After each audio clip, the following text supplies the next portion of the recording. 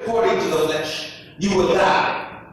But if by the Spirit you put to death the deeds of the flesh, you will live. Then he goes on to say, for all who are led by the Spirit of God are sons of God. For you did not receive the spirit of slavery to fall back into fear, but you received the Spirit of God. If Christ dwells in you, somebody say if. The Spirit himself bears witness with our spirit that we are the children of God. And if children, then heirs of God and fellow heirs with Christ. If children, again, there is this condition that Christ will only be in us if we are connected, if we are children. With us, we may have a question mark.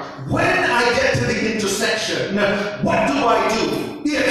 What kind of response will I get if I do this? What will happen then? So we continue to read and it says, for I consider that the sufferings of this present time are not worthy to be compared with the glory that shall be revealed to us. For the creation waits, and he goes on, talks about the groaning that is within our body and how we're bearing it up. And for we know that the whole creation has been groaning together in the pains of childbirth until now. And not only the creations, but we ourselves who have the first fruits of the Spirit groaning inwardly as we wait eagerly for the adoption of sons. And there was this thing about something is happening in the atmosphere. God is in control, but on the earthly level, we're struggling with some things in our body, and our spirit is groaning. So the Spirit helps us with our infirmities, but we do not know what to pray for as we ought. But the Spirit himself makes intercession for us with groanings which cannot be uttered. And then we keep on going, and he talks about how Christ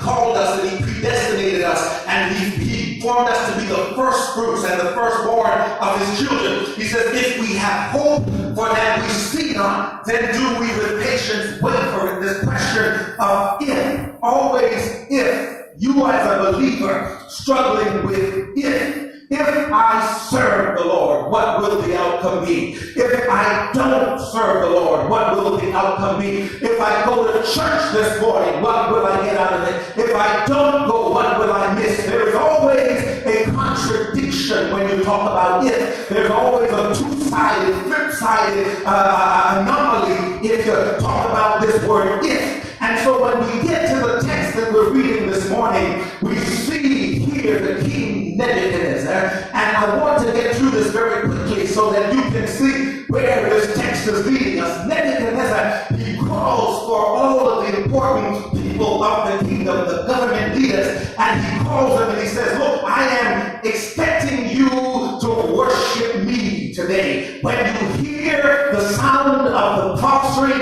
and you hear the sound of the horns, everybody who's under my control will have to bow down to me. Now, in our world today, we have this dilemma. We have this twofold thing that we've got to deal with. We've got this problem. If the world is demanding one thing and Christ is demanding another. Our church wants our attention, but our world needs our attention. Got to get to soccer practice. I got to work this afternoon. I got to do some things that are important to me. And so there is this contradiction, this fighting on the inside, this struggle with all of us. I want to be good, but if I'm good, I will lose out on some things. And I want to be bad, but if I'm bad, I will miss out on some things. There is always if in the middle. I don't care. Every morning that you wake up, that if is standing there. That conjunction is waiting for you. If I roll out of bed at this time, then I may be late for work. But if I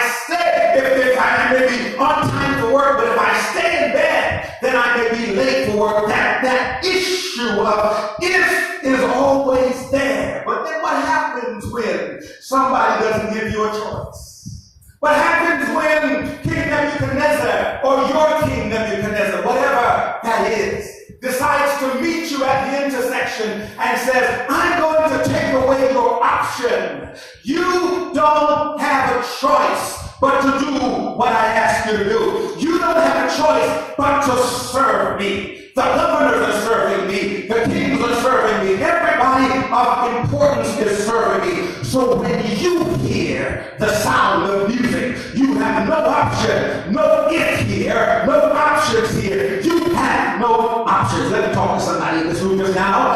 there are some things in your life right now that you have left on the bed of decision, and you've left them there because they are a big if in your life. You want to really serve the Lord, and you really want to commit your ways unto the Lord. You fasted last 21 days and you prayed, but even then you're struggling because if I don't eat, and if I do this, and if I don't do that, you're struggling with this situation, this if. There are some things we place as kings and in our lives that are so important, and those things demand our attention. But there's a point in our lives where we have to make a decision. You hear what I'm saying? There is a decisive point in everybody's life. You know, King Jesus saved that. I think Jesus must have threw some chain around your neck and drew you to him. I don't think that. I think he gave you free will to come to him. But you came to him because somewhere in the mind of your spirit, you made a decision that you will desire to walk with him no matter what comes, even if, somebody say if you got to sit on if today. You don't know what tomorrow brings. You don't know for sure what it's going to be like in the end. You don't even know if there is a heaven, because the Bible didn't tell you there is an actual heaven. He says, I go to prepare a place. You got a whole lot of ifs going on in your life. And at the end of the day, your decision is hinged on your faith. There is a lot of uncertainty. There is a lot of doubt, but your decision is hinged on your faith. Somebody say if. Touch your neighbor and say if. See, he's going somewhere. And so when they called the Chaldeans and asked them to come forward, they began to accuse the Jews. And the Bible says, they said to the king, you got to understand, king, that some people aren't listening to you. They made a decision that is contradictory to every edict and every law that you have established. These 4 men, they are rebellious and revolutionary. And you know, king, anybody that is disobedient against the kingdom is actually committing treason. Because as a king, you should not have anybody violating your law. So king, live forever. And the king came and he began to say to them, look, what is going on in my kingdom? Is there some kind of disturbance going on in my kingdom?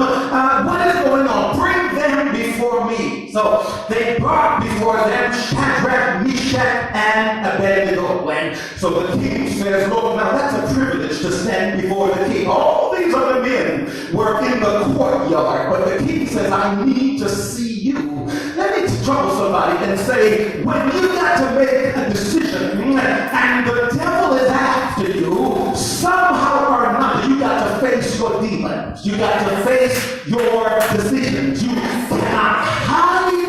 You cannot bypass it. You cannot give it up to somebody else to decide for you. You got to make a decision. You got to face your fear.